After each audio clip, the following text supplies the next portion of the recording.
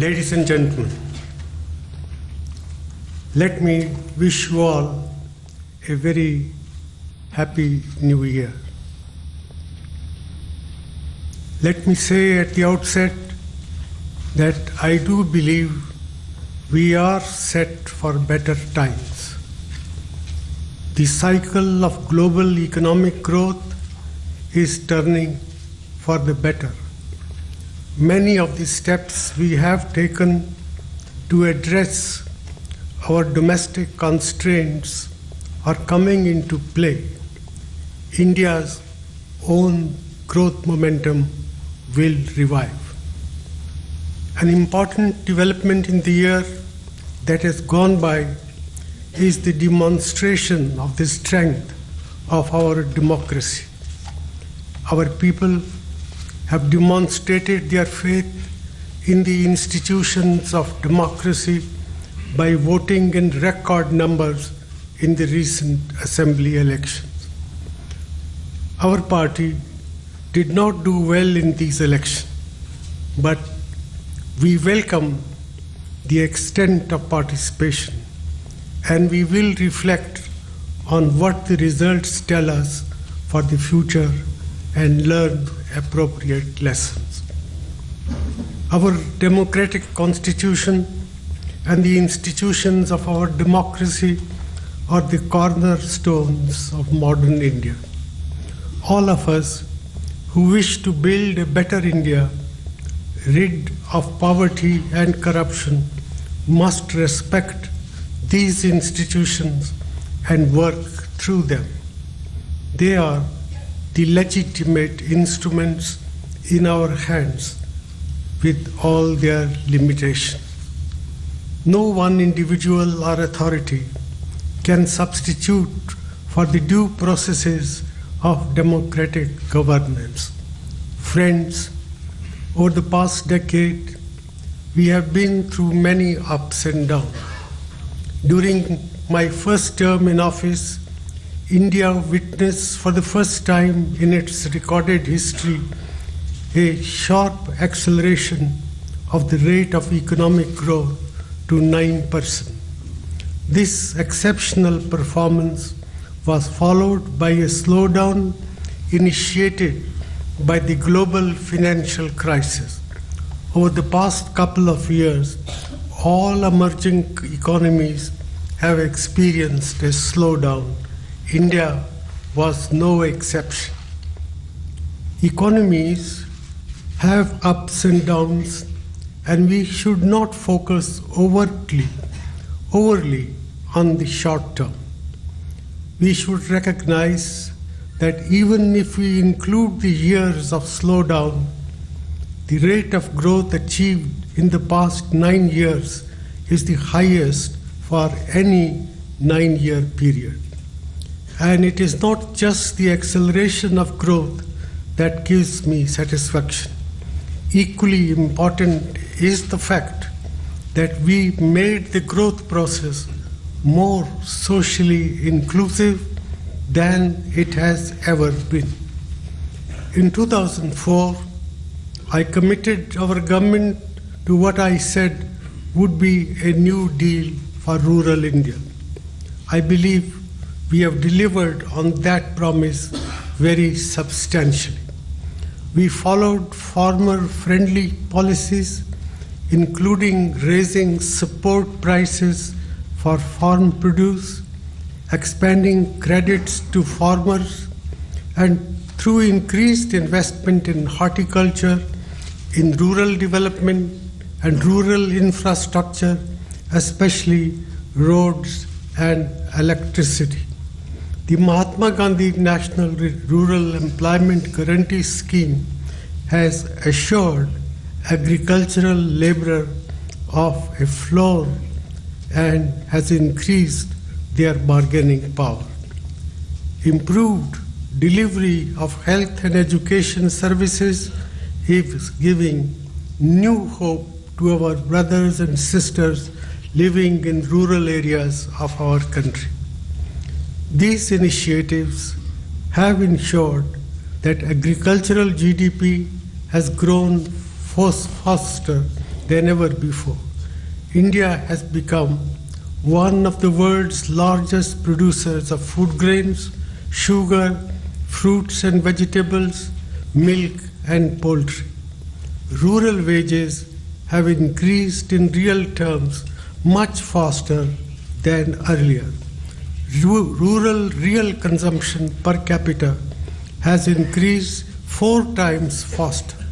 Because of these developments, the percentage of the population below the poverty line has fallen much faster in the period 2004 to 2011 than it did in the previous 10-year period. As a result, the number of people below the poverty line has come down by 13.8 crores. Friends, education has been a key element of our strategy to increase the productive capacity of our economy and improve access to better jobs. I have myself been a beneficiary of liberal scholarships and public investment in education.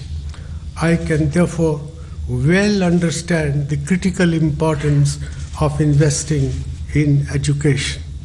I take great pride in the fact that we have transformed the educational landscape of our country through Sarv Shiksha Abhiyan, through new scholarships for scheduled castes, scheduled tribes, other backward classes and minorities, and with the focus on the girl, child and young women, we have widened educational opportunities. We have set up new universities, new institutes of science and technology, new industrial training centers, and enabled the flowering of individual enterprise in skill building and education. I also feel satisfied with our legislative effort. Despite unprecedented parliamentary hold-ups, we have passed several important laws that seek to empower our people and our democratic institutions. I do not wish to elaborate on our achievements in the economic arena. These are spelled out in detail booklet which has been separately distributed, and I would be happy to answer questions. There are, however, 3 points which I would like to make. First, I am concerned that we have not been as successful as we need to be in generating employment in the manufacturing sector. This is an aspect of performance which we are working hard to correct. We need a much stronger effort to support of small and medium enterprises, which can be a major source of good quality employment. Our manufacturing strategy gives high priority to this objective for the future. Second, we have also not been as successful in controlling inflation as we would have wished. This is primarily because food inflation has increased. However, we should remember that those who produce food gain from higher prices.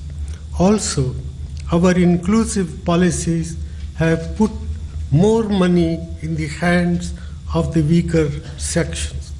To keep food prices in control, we need to increase supplies and also improve marketing arrangements and logistics.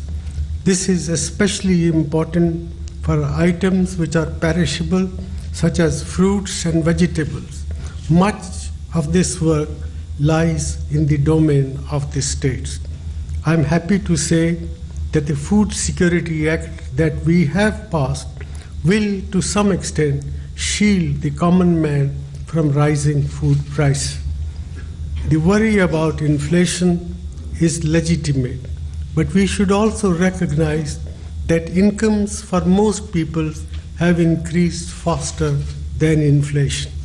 I have already mentioned that real wages in rural areas have increased faster than before. Per capita consumption in both rural and urban areas has increased significantly. Third, we are deeply committed to the objective of combating corruption. An array of historical legislation has been enacted to make the work of the government transparent and accountable. Governance has been made more answerable as never before. Most of you have been routinely using the Right to Information Act to access government documents, which was not possible earlier. There is much public concern on high-profile allegations of corruption, notably in regard to 2G spectrum allocations, coal block allocations, and cases related to land. We have taken major steps to change the existing procedures for allocation of spectrum and coal by shifting to auctions so that these problems do not arise in future. Where some decisions taken earlier when allocations were made administratively have come under question, they are being investigated.